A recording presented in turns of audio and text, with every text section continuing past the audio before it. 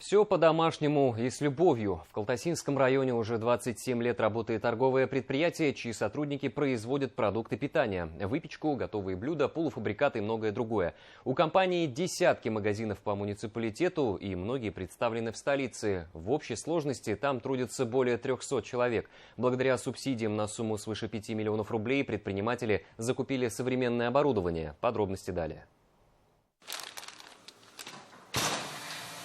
Почти 5 минут и упакованные картофелины готовы для хранения и отправки в школьные столовые и другие учреждения. Вместе с коллегой в процессе мытья и очистки активно участвует Зиния Султанова. В овощном цехе торгового предприятия трудится 2 года. Ранее работала на пилораме у станка. 2 часа примерно уходит на чистку.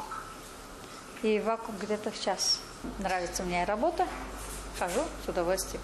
Овощи привозят сюда из Екатеринбурга, а также из разных частей Башкортостана. В день примерно чистится картофеля около 250 килограммов, моркови около 80 и лука около 100 килограммов. Которые также идут на производство готовых блюд и салатов. В другом цехе лепят пельмени, манты, хинкали, в соседнем производят голубцы, тефтели, фрикадельки и котлеты.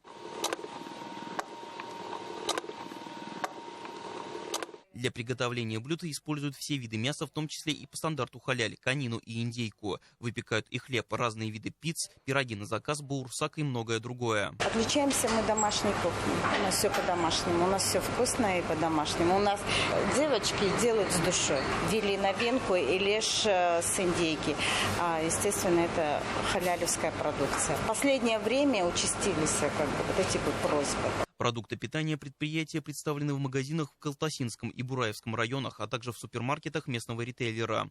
На рынке компания уже 27 лет. Всего более 20 торговых точек, есть и свои кафе.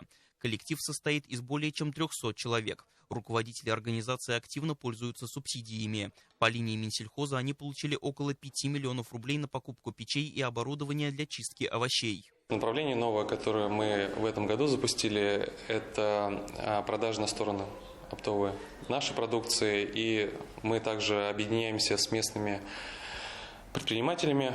В целом мы стараемся анализировать рынок и платить чуть выше среднего по рынку, потому что нам важно, чтобы люди работали у нас. Товары компании можно найти на полках некоторых магазинов Уфы, Челябинской области и даже Москвы. В планах предпринимателей расширить географию присутствия и радовать покупателей домашней едой. Даниил Байков, Виктор Меренков, Рустам Галямов. Новости, Калтасинский район.